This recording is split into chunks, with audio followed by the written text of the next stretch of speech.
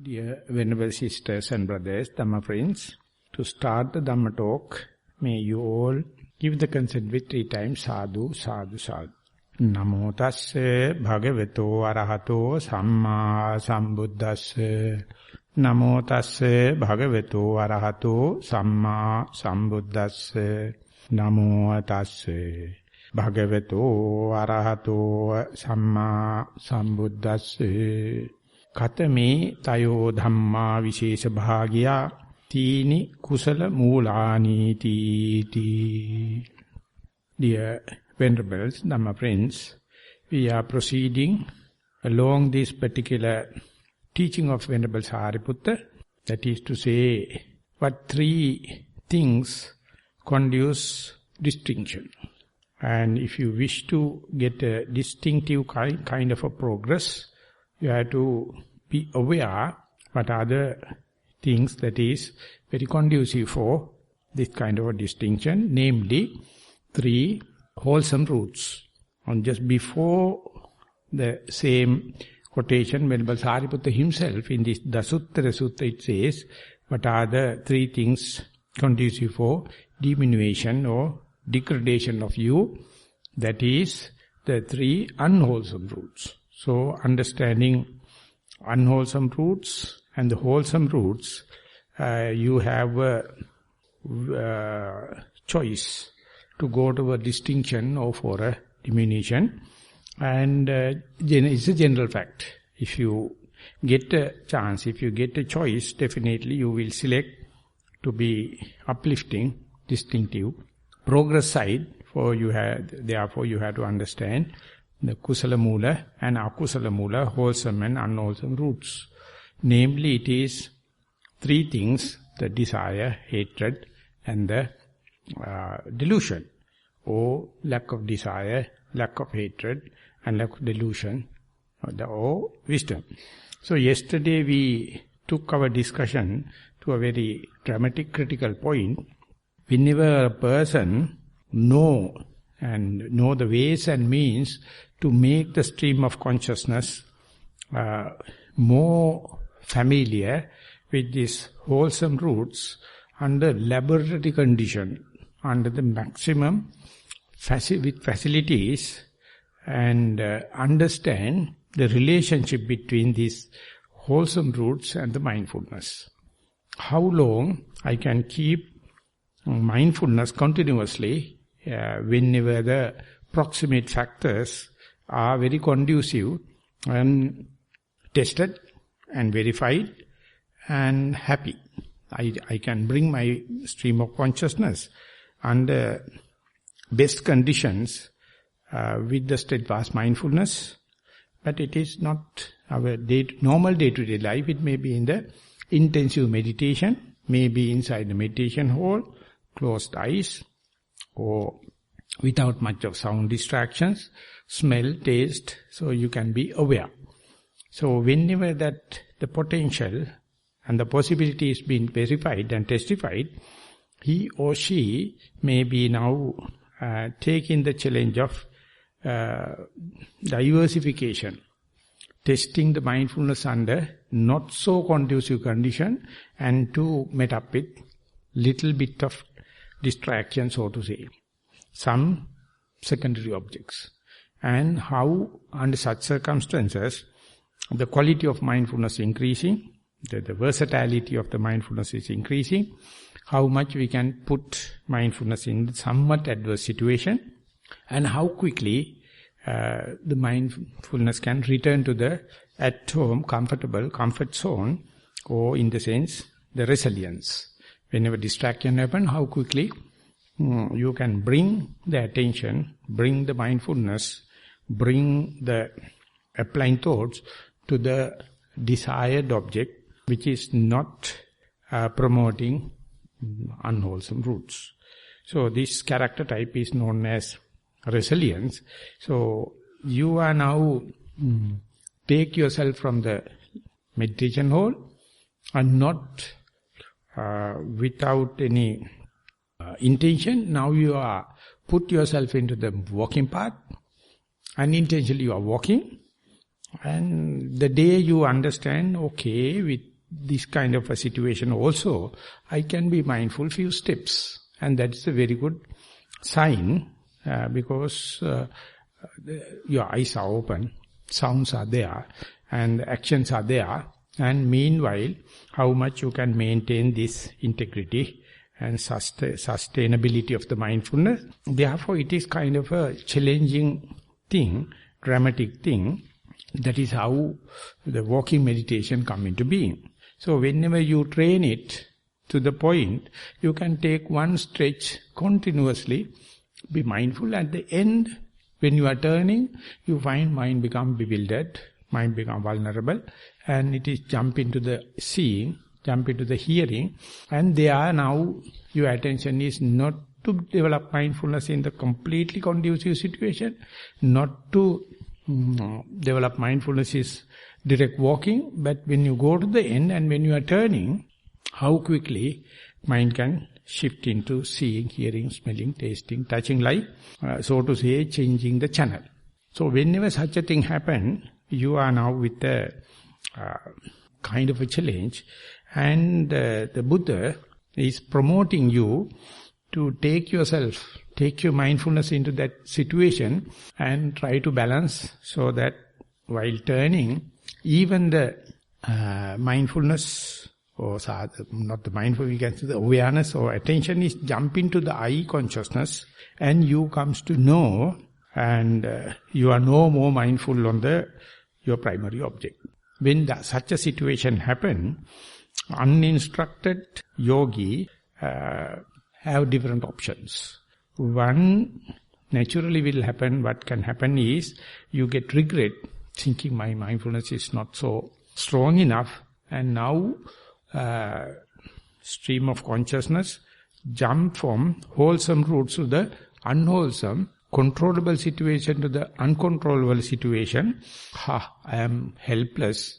So therefore, the diminution of your stream of your judgment can happen. I am such a lowly person, I can't maintain mindfulness. Mind is jumping from the wholesome to unwholesome. This is normally what is happening. But if you are mastering, if you are seasoning, if you are hardening your mindfulness, the first and foremost thing Venerable Sariputta is suggesting is, don't get worried because it happened not due to your will. It is not a volitional thing, so you have to understand, as far as it is not volitional, no karmic forces can take place. Chetanam bhikkhave kammang vadami. Volitions are the only thing, willful actions are the only thing, create bad karma. So therefore, can you maintain, just like not sitting in the meditation hall, instead go to the walking and try to develop mindfulness, and that's also kind of a challenge. Now, let the mind to run away, bewildered, going to other objects, still just observe as a scientist. Just observe as it someone else. And try to understand how come that. Knowing this is wholesome, knowing here no lobha dosa moha, and leaving aside without any prior signs, it jump into wholesome, uncontrollable seeing object. So seeing object will be more attractive than you're walking, because you're walking and understanding the left leg, right leg is so boring, so monotonous, and mind is fed up with.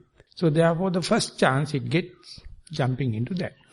But still, can you observe it as a scientist or as a radical person with radical reflection, or person with wise reflection? That is what you call yoniso manasikara. You have to understand, otherwise on top of that jumping the mind from the wholesome to unwholesome, you start regretting. That is additional defilement.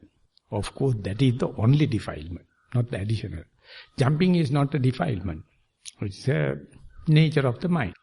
But luckily you are a person with restraint, or you are some kind of a person with training. So mistakes are allowable, and therefore not to regret but to understand how it happens. The Buddha in the Indriya Bhavana Sutta, that's the last sutta you find in the Majjhima Nikaya, give a different perspective for such a unruly sense control or unruly sense desires. And knowing that, knowing the mechanism, knowing the procedure, how one can take that uncontrollable situation into the feasibility studies and plan and slowly take it under control. So that is the sole purpose of this particular sutta. It's called Indriya Bhavana Sutta, restraining your faculties. And if I am to go back to the story, the Uttaramanavaka is a person known as Uttara, is a young man. He is another disciple of Parasari Brahmana. His teacher is Parasari and he comes to the Buddha. So whenever such a thing happens, Buddha is promoting his coming. Another disciple of another sect is coming to Buddha and pay respect. Oh, kind of a meeting. And then the Buddha asks, good, thank you. Do you receive any kind of restraint from your master? Because you are also a mendicant or practitioner. He says, yes. Our master also teaching us restraining faculties. Then the Buddha says, I am very happy to learn how do you practice. Then Uttaramanavaka was so happy because Buddha is asking. He says, our teacher says not to look at pictures. Don't let the mind to jump into the eye. Don't look at pictures. Don't listen to sounds. Don't let the mind to run into the good smells or bad smells or taste. That is the way we are restraining faculties. So then the Buddha is sarcastically says, oh, if that is the case, the born blind will be Arahant. His mind is not going to the seeing. And the deaf person also will be an Arahant. Because his mind stream of consciousness is so pure. So then Uttaramanavaka was not, he withdrew in a physical way. Then the Buddha make a kind of a hiatus, kind of a catalyzing statement.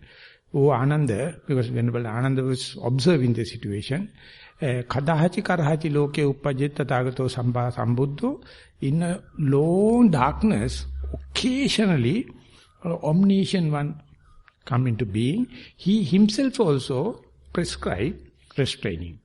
Then Venerable Ananda taking the chance, go in front of the Buddha, pay respect in a traditional way.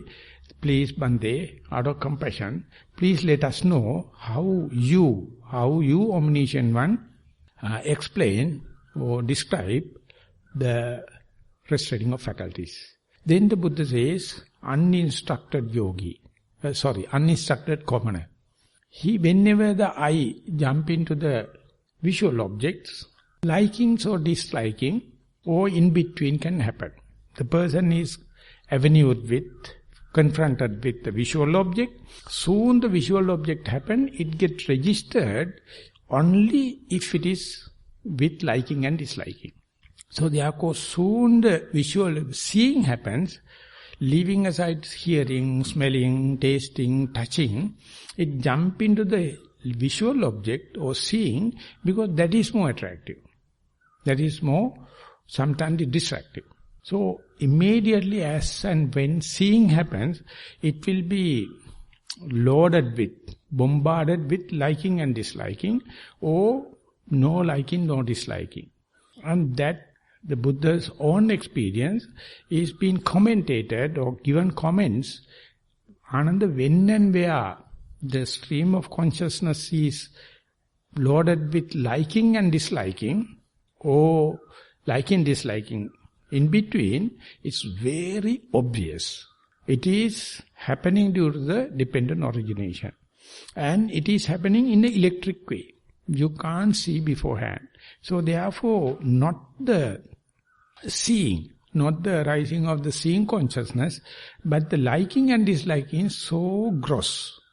It is happening without a prior notice, sankatang, paticca-samuppannam, but it happens due to cause and effect. It is not completely laissez-faire. It is not completely out of the blue. So therefore there is a hope. Your seeing that particular object is not luck by chance. Because at that time seeing, smelling, tasting, everything happened, but your consciousness selected seeing because it is going to give the highest liking. or highest dislike, or grey area. Here the liking is the desire, disliking is hatred, arising of the liking or disliking, liking and disliking together is the area ignorance is happening. So there the Buddha is giving a clue, soon seeing happens, maybe from hearing, maybe from smelling, or for a walking meditator, from the leg, from the sensuous sensitivity of your skin. It happen, he or she must be keen to understand what is the visual object going to give. So it's a liking or disliking or liking, disliking, manapa, manapa. So if he or she can catch it, understand red-handed, this is more with liking, this is more with disliking, and that is because that part I add into this picture, you are bored with your primary object. You are monotonous with primary object, so mind is take the first chance to jump, and it may be seeing, in this case we taken as example, and immediately it is being endowed with, facilitated with liking and disliking. If you are worrying, if you are self-accusing type, you can't aware or know, my mind is with now liking. My mind is with now disliking. My mind is with now liking, disliking together. So therefore, how much you should be sharp to catch. Soon the seeing happens, it is colored with the backdrop, either liking or disliking or liking, disliking. If you can note it as report, I am repeating, if you can note it as well as report, you are the top grade meditator. You can really observe, really monitor what is happening in your stream of consciousness. While happening, you are noting. So that is, I would say, in Vipassana, that's the highest. In mindfulness, that is the most brilliant, most efficient mindfulness. Of course, it is not mindfulness, it is a clear comprehension.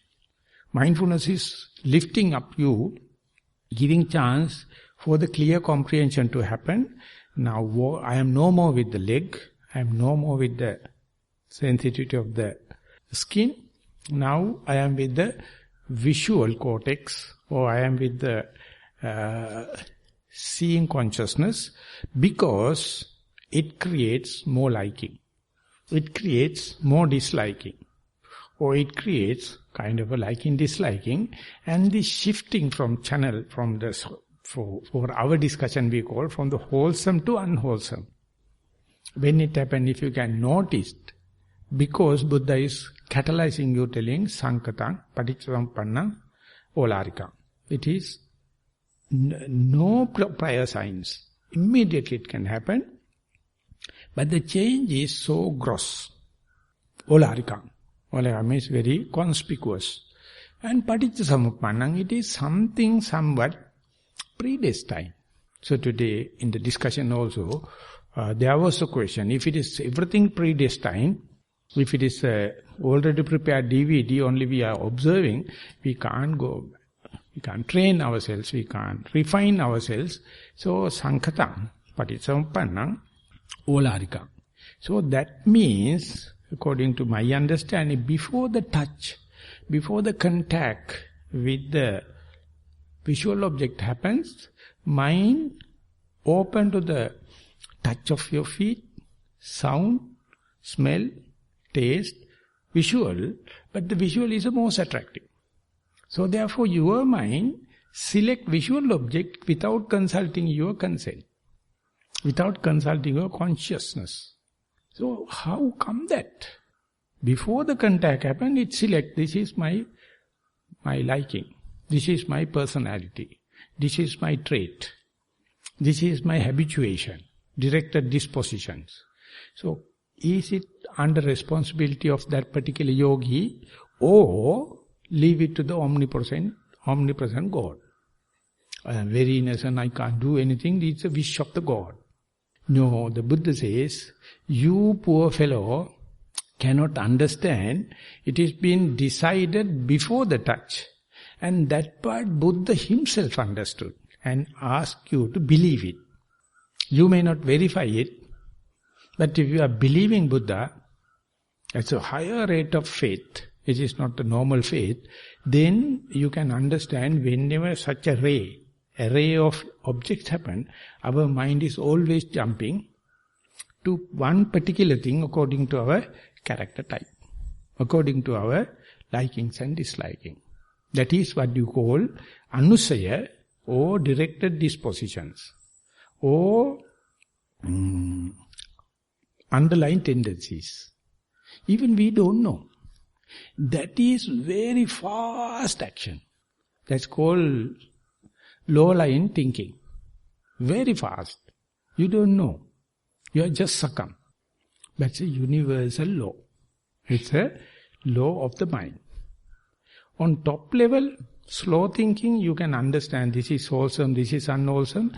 But underneath the low level thinking, fast thinking, it is called power of thinking without thinking. It is called think without a thinker. Are you responsible for that? Or you are just succumb to that situation, you are always regretting. But if you are really following mindfulness, if you are really following the restraint, not the moral restraint, not the concentration restraint, but the wisdom restraint, that is the point. You have to catch the fellow red-handed. It is jumping because it is my tendency. Whenever such a thing happens, rational mind, slow thinking is talking about the wholesome, unwholesome. But our tendency, directed disposition, the fast thinking, without prior noting, pull into more dramatic thing, more liking thing, more disliking thing. Ultimately, our foolishness is, we regret thinking, I did it. You claim it's me, mine and myself. Buddha show, Venerable Sariputta is showing, there's 1,001 reason you can disclaim that. You can disavow that. You can do disclaiming and disavowing only if you are not regretting. Or simple English it would say, main thing is not to worry. Just see. This may or may not happen in sitting meditation, of course. In there also it is happening. But in walking you are asking for that kind of a eventful thing. You are asking for that kind of a radical reflection. Because you are now uplifted. You are uplifted not only with the moral restraint, you are uplifted not only with the concentration restraint.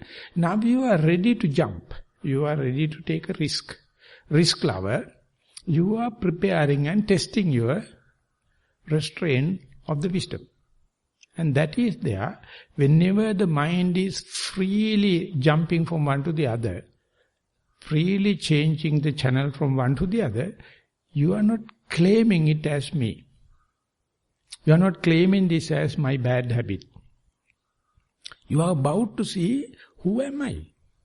What am I? The touch will indicate what is undercurrent. That's called low-lying fast thinking. That part, from the Western terminology, this is subconscious.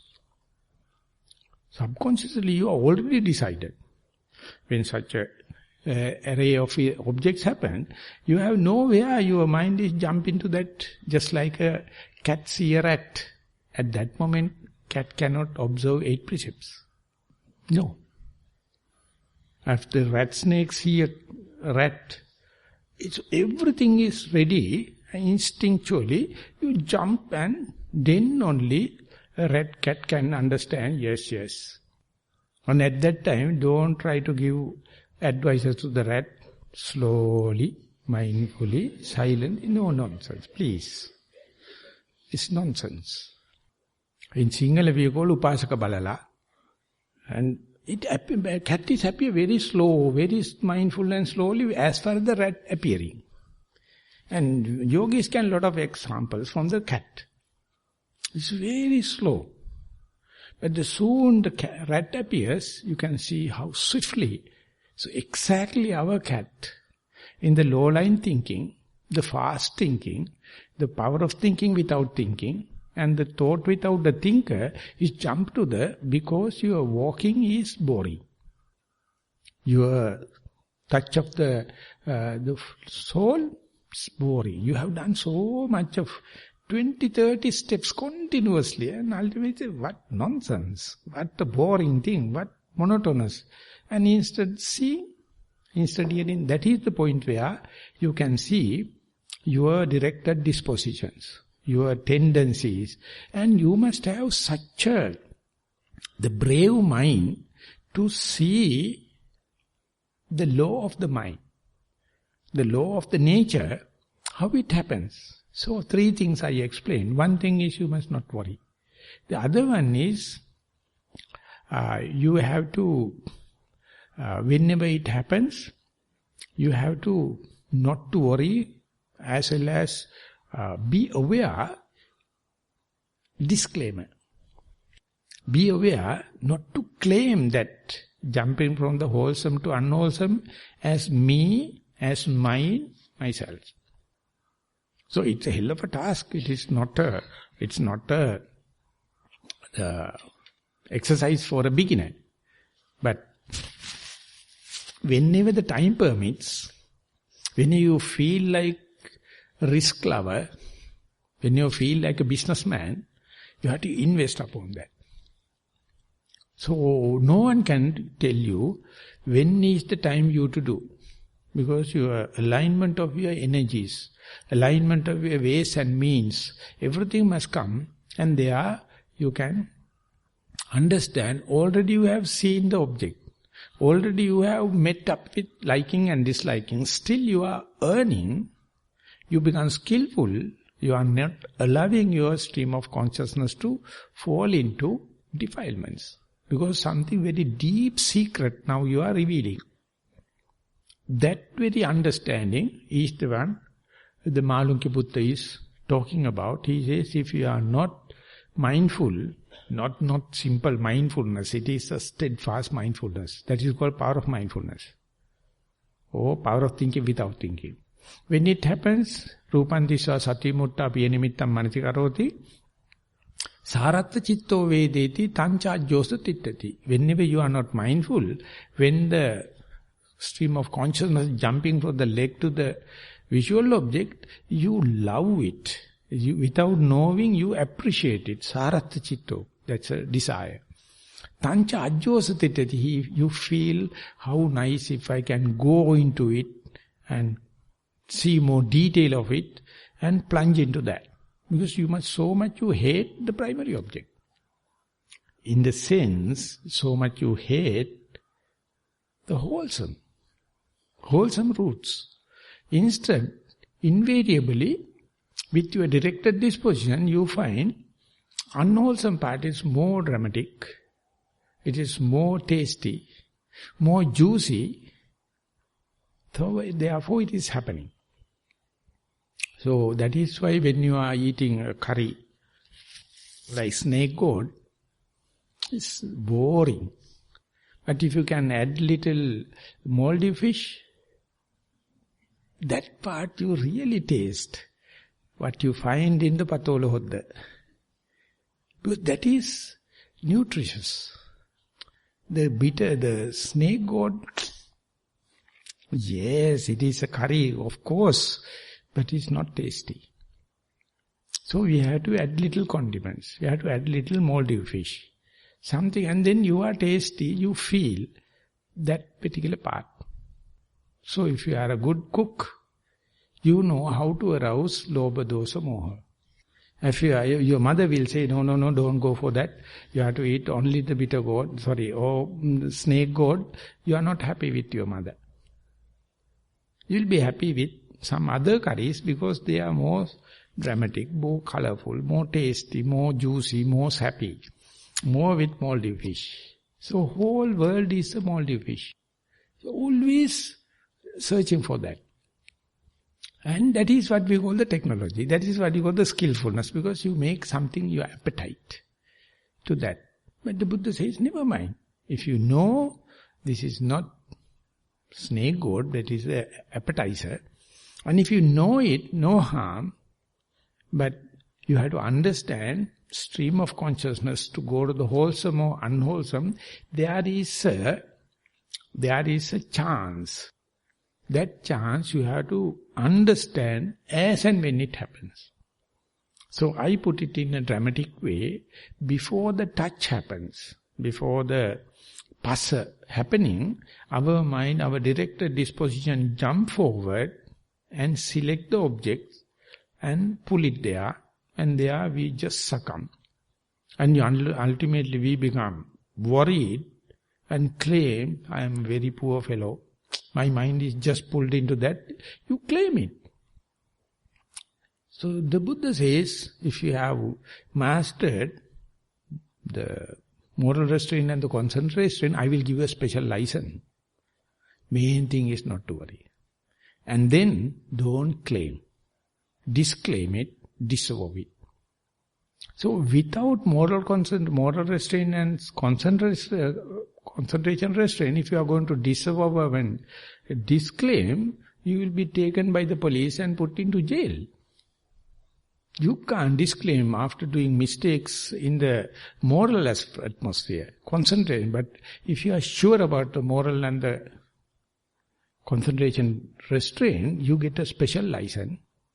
Forget about the morality. See your event, analyze it in a Dhamma way, through the Dhamma lens.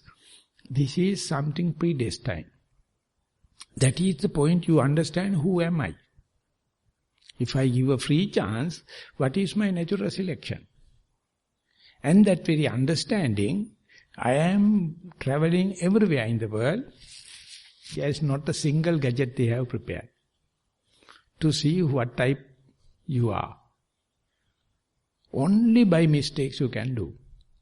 When the mistake happens, you must be full of mindfulness, full of vigilance, full of diligence, in a way self-critical. So much so, not to worry about that. So if you are a moralist, you will develop allergic reactions. You will develop vomitish feelings. You will develop so much of psychological allergic reactions, you can go mad. Simple, or you can kill yourself. This is not a big issue at that level, so therefore, go up to that level and have that mentality and put that into practice. Then you can see Dhamma is living. Everywhere. But not for everyone everywhere, but whenever the energies are aligned, whenever you are uplifted with the moral restraint and the concentration restraint, this is the next question paper. That's the next challenge. If it is, even if you are failed, it's a clear indication we have never played this game in our samsara. This is the first time we are playing this game. We call Sati Krida. We call mindful games. We put into children. And somehow or the other give it, hey darling, you be mindful under such a tricky situation and see, don't claim it as my mistake or my achievement. This is the mind. And you are not understanding your mind, you understand the human mind. The Buddha has given the map. Of course, there may be some other scientists also, but the Buddha has completely given, you are reiterating it. That is called research. That is what you call the research. That's a noble quest. All that the bloody thing searching about the outside is useless. No end. But this has an end. It has an end. Because you are searching as and when it happens, and the Buddha has done it and reminded us, given the mechanism. So whenever it happens, Rupan Disa Sati Mutta Piyanimittam Manasikaroti Sarata Chitto Vedeti Tancha Josa Chittati Tancha Abhijjacha Vyesacha Chittamasu Pahanyati. So whenever you jump and entertain with liking and disliking, from wholesome situation, your mind start shaken. It will be taken by a ride. And chittamasu pahanyati, you are with frustration, overwhelming, elated. That is how mind become agitated. So how quickly you can come back to your wholesome situation, or see as and when it happens, when the agitation happens, when the likings and disliking happens, Olatikam Patisampanna Sankatan, be aware of it, but don't be critical, don't self-critical. In a sense it is a criticism, yes, but don't worry. It's a kind of a cost, psychological cost. You to be prepared, but no, all the time you cannot. But occasionally one day you can catch the fellow red-handed. The key term is liking and dislike. Pleasurable and unpleasurable. That is why the epithet go to mindfulness as choiceless awareness. You understand leg is boring, visual object is very colorful, and you have, whenever you have a choiceless awareness, both are the same. But your directed disposition don't allow you to do it. It naturally pull into visual thing, this example, and you can understand it is predestined. Your mind, whenever boring and colorful, hilarious thing happen, naturally taken to the colorful one. Naturally taken to the dramatic one. And that is the way you are training your children. That is the way you are being taught in the classroom. So are you helping them? Is it the compassion? Or is it the well-being of the children? Or well-being of the teacher? So ultimately the teacher will end up with frustration. It's misleading. Because the Buddha has completely given the mechanism. And still we, with our vested interest, we say, no, we must make the life very dramatic. We must make the life very colorful. Go show. Party going mentality. So ultimately you are losing. So therefore if you are going to explain it, you will not get majority of the votes in the country. So next time you can become the candidate for the president and tell them, go from unwholesome to wholesome. This is the way to go to wholesome. I doubt whether you get a single vote. And if you are going to say, definitely this is the Buddha's way, now I am going to tell you, this is the way from wholesome to unwholesome, even you may give the vote. This is called Kama Chanda. The other one is called Kusala Chanda. Both of them are Chanda, the vote. So you can understand what ignorant world and what a way we are seeking our well-being. We are seeking our compassion. We are seeking our progress. So if you are not a meditator, no problem. If you don't know mindfulness, no problem. You will ask and say, omnipotent, God, please help me, I am very innocent. My mind is jumping there, it is up to the God's will. I don't know. Or you can say not the omnipotent, but the Khatarkamadeyo may come and help me. Or some other kind of astrological magic can come and help you. Or the Metteya Buddha will come one day and take you for, just like a monkey bring the babies. So you expect the Maitri Buddha to just like a monkey mother and take the child and take and jump. Instead of observing, facing directly, as and when the mind jumps from the one object to other, or primary object to the secondary object, don't consider it as your mistake. This is what happens. But your prime duty is be prepared with the moral restraint and the concentration restraint. Be aware how the directed dispositions are pulling you. So to give you a clue, in the Sammaditthi Sutta, Venerable Sariputta is telling the Passa Panchamaka Dhamma, is all the 5 mental factors are arising together. Invariably, it's in the commentarial way, or in the Madhupindika Sutta, it says, Passa Vedana Sanya Chetana Manasikara. But in the Sammaditthi Sutta, Venerable Sariputta put it in the complete different way, Vedana Sanya Chetana Passa Manasikara. Before the phassa happen, sanya, chetana, vedana become the forerunner. They become the precursor. So therefore, when it happens, it's a chitta niyama, it's a kind of a thing. You can have only the observer status. You can be a distance observer. When everything happens, our mind is naturally jump into my likings, my dislikings. I wish my children also select the same likings and dislikings. I wish my parents also select the same likings and dislikings. Then we feel family. We feel homely. Our children and our parents we are all with the same kind of likings and dislikings.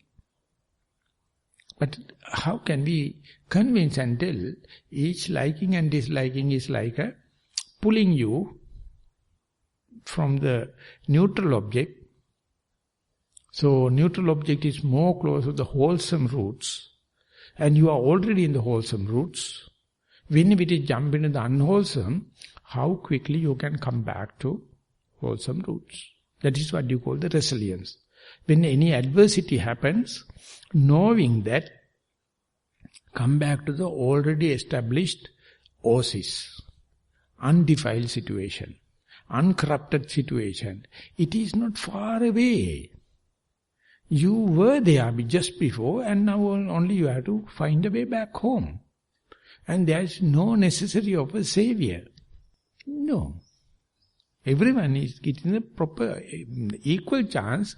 And when and where you know that I am in a dangerous situation, or vulnerable situation, unwholesome situation, liking and disliking, and you can see very so closely, no desire, no hatred, no ignorant state is so close. Coming back to the wholesome, no distraction. No distraction, so your prime duty for those who are seeking the well-being, those of oneself, compassion to oneself, it's okay, yes, I am already in the questionable area, vulnerable area, dramatic area, liking and disliking, I may come back. So you are coming back to the boredom. You are coming back to the monotonous situation. You are coming back to your at-home situation. So everyone, no one will be a follower. No one will listen to you. Whenever you are preaching, it is your task from the liking and disliking to no liking to disliking situation, wholesome to unwholesome, unwholesome to wholesome. This is difficult, Bande, it is very difficult to understand. That is because you don't wish to understand. Not that impossible. If you feel it is not my way and I can't, yes, you can't. But being human, you are endowed with this one. You have the potential, you have the possibility, but don't expect in a very underestimated way. You have to aim at it, to go prepare for that. Whenever you go that preparedness, you see our social status. Whether you are a male or female or nothing. It is completely irrelevant. You can be aware. You can make use of this situation. That resilience, it is a birthright. It is never by training. It's a birthright. But only you have to catalyze it. You have to help promote it.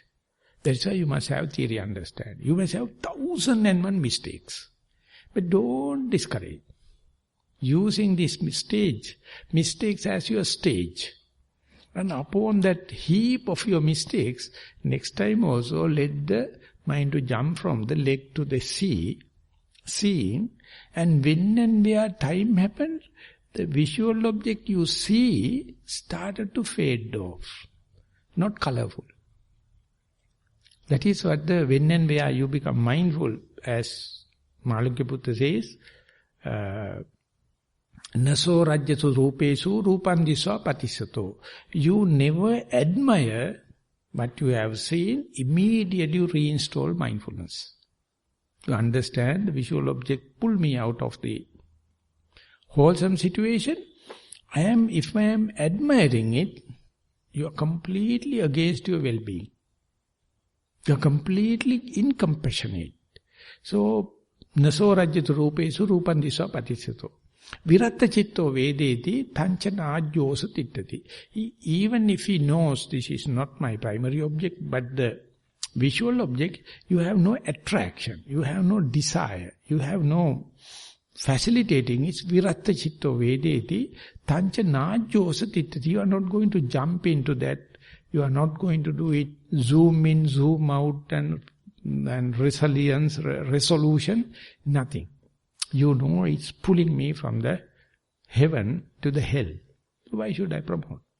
And there the brevity and the brave situation, Malinkaputra is telling, Passato chapi rupan, sevato chapi vedana. Even though you see the visual object, even though you know you are attracted, you never develop any defilement. Instead you are learning the mechanism, you are not getting any defilement.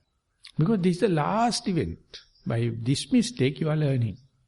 Passato chapi rupan, sevato chapi vedanam, chiyati no pachiyati. You understand this is what, if you have not heard about the Buddha, if you have not heard about Dhamma, if you have not heard about Sangha, if you have no with precepts, this is what happens. Now it is happening, it is under my surveillance.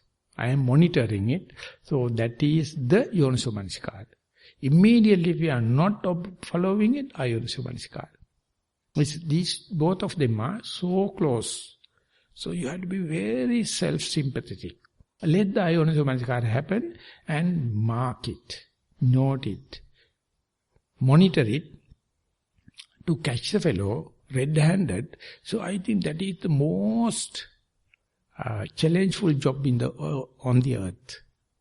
Any other skillfulness, any other creativity, any other productivity is nothing when compared to this. But the whole world is in the other side. They are creating dramatic nature. They are creating attractivity.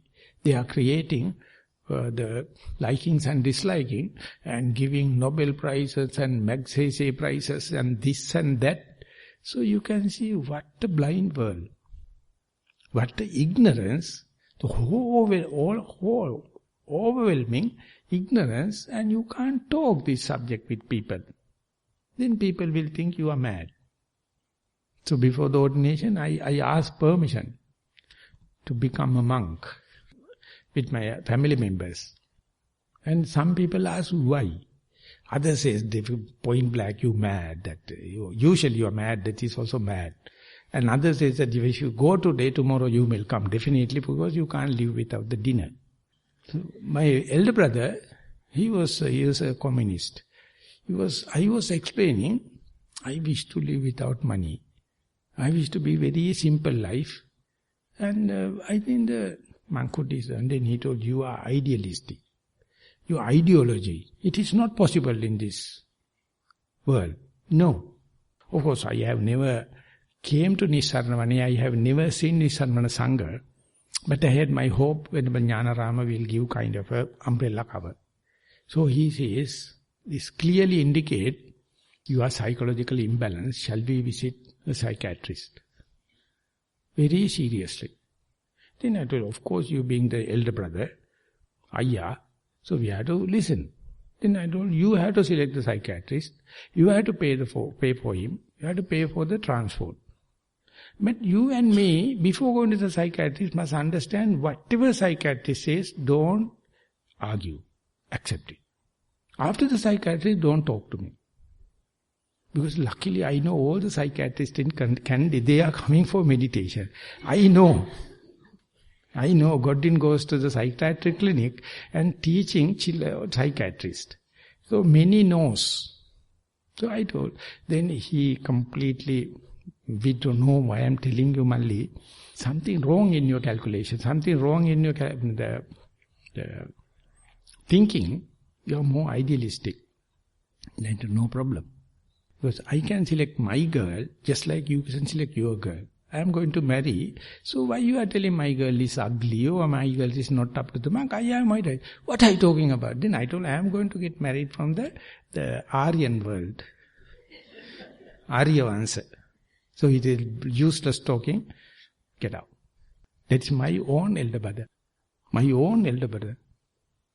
So with whom we are talking? People are always try to make the life dramatic. We are making it is more creative. It's more productive. So each time you hate wholesome. You hate alobha dosa moha. You are promoting lobha dosa moha. So therefore, knowing that it is no one is doing, I am the person doing, I am the person ruining my well-being, I am the person ruining my the compassion. So don't find fault with the omnipotent, omnipresent God. Don't attribute to the Metteyya, the Buddha. Don't attribute to the wholesome person will come and give you a blessing and you will be uplifted. Just like a monkey mother come and take you in the trouble. Everything is been reported and recorded in the Dhamma. So therefore, imagine a person walking very balanced and knowing, I know left and right, and he is ready. Anytime mind can jump into seeing, no problem, no harm. Anytime it can jump into hearing or other smelling, tasting. It's a very good opportunity if you are ready with Yoniso Manasikara. If you are with Ayoniso Manasikara, you have so much of fear. If the mind is going to jump to the visual object, my mindfulness will be destroyed. My concentration will be destroyed. I'll be in the unwholesome situation. So how to prevent it? Shall omnipresent God come and help me? You become inferior. You put down yourself. So two techniques. Main thing is not to worry and go prepared. Because if my moral concentration, moral restraint and the concentration restraint is ready, this is the chance, let the mind to jump. And whenever it is jumping, you can see if you are going to admire what you have seen, you are helping lobha dosa moha. If you are not admiring and take it as a sign to come back, reinstall mindfulness, that is called Yoniso Manasikara, and nothing prevents. Nothing to prevent. On the way back home, the Richard Davidson put into the experimenting, he says, the experiment is going like this. Two groups put into functional MRI scan. One group is the control, the other one is the research. And he says, everyone will put into the functional MRI scan. In the screen, there may be something to see, and the control room can see whether visual cortex is working. That means they are inside the functional MRI scan, they are looking at. They have been instructed.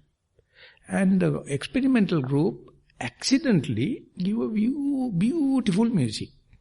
And see quickly how the mind changing from the hearing, seeing to hearing. And how quickly mind again come back to seeing. And when it is happening, the office, the control room, they can see two-stage neural blasts or neural functioning, understanding I am not in visual. I am not in visual, my mind is with the hearing now. I am a listener, not a seeing person, a seer, as I instructed. That understanding is the first part. Second thing is, the best thing is to go back to visual object while listening. While the music is there, or after the music, come back. So he found two neural functions. Whenever you have been distracted, how quickly come back to the resilience. So it was something complete new from the Western point of view. But if you read the Vinaya Pitaka, Buddha gave four stages. Sarati, Vivarati, Uttani, Karoti, Deseti. He says, Buddha says, whenever we do a mistake, we make a mistake with respect to our moral, the monastic code. Just like walking person going to see. It is not done. But we say we have an apatti. He says sarati. You have to understand this is the mistake. I am now in mistake. Not worrying. You must have the ability, this is the rule I have broken. 227 rules are there for the monks. This rule. So you clearly knows it is not done. And then vivarati clearly discriminate from this, from wholesome situation only, I went to this, something wrong, apatti. And that vivarana, or how do you call, analysis, is according to the moral code. Or in the monastic code, he knows this is the broken rule. And uttani karoti, he can understand now. Earlier I used to be regretting, I will be discouraged. Today I know the mistake. I know the particular rule I have broken. Is very analytical, he can say.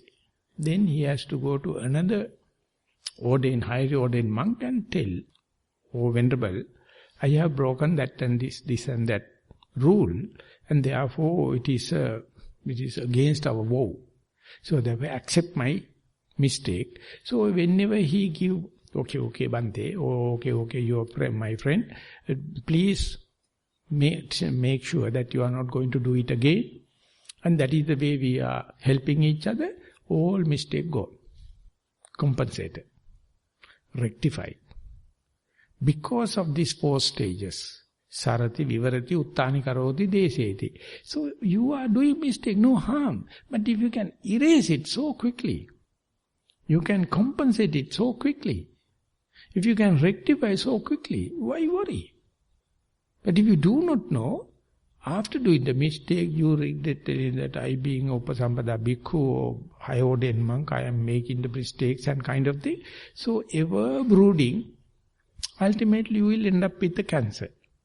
Or any serious disease, because you are brooding all the mistakes. But the Buddha gave stages. But to go up to that level, you must have the noble quest. Be prepared, mistakes can happen. That is not the scene. How to come back to the correct position, how to come back to the purity is well accepted. Not only that, at the end of the Dhammajiva Sutta, Buddha says, if you are ready to confess exactly to the point, that is the dynamism of the Dhamma. That's the life of the Sasana.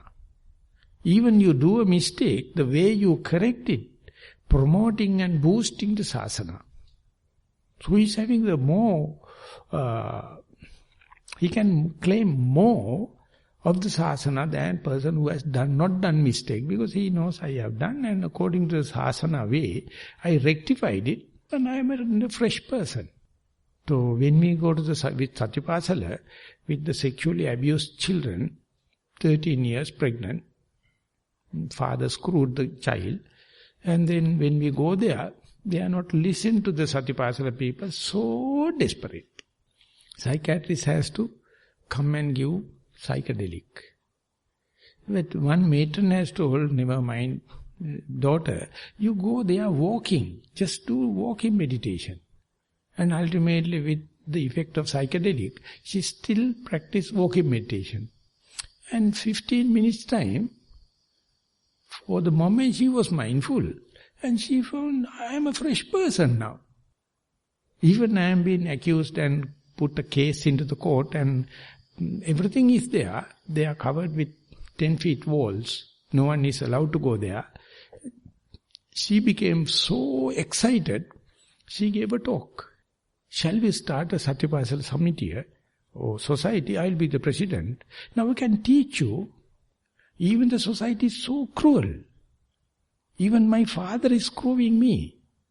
Even if you go to the court, if I am under probation, mindfulness can be reinstalled. Then you get a fresh chance. And she gave 7 minutes talk. So it was an eye-opener, because we mindful people also told, we are not therapeutic, we are preventive. We are preventive, but this is utter therapy. These girls are talking. Drug-addicted people, criminals in the prison, and all the kind of people, deprived of the social, whenever they come to the mindfulness, they feel so happy. For the last New Year ceremony, we had a mindful camp in the Kaduela, 300 children. And 25 girls and boys came from the orphanage, and that matron told, we can't give, because we have no permission. Luckily, Venerable Dhammajiva talked to the commission, told, never mind, we give the protection, ask the matron also to come. And without telling, let them play with other 300. They again became children. They are not orphanage, more. And Venerable Dhammajiva told, don't say Bhante, children from the orphanage, don't tell the name. Don't tell the institute. Just let them play. So likewise, whenever you come back from the mindfulness to the unmindfulness or unwholesome situation, you become such a rejuvenation, such a refreshment, but it must be with a cost. You must be a risk lover. Even at the mistake, red-handed, you must observe your stream of consciousness.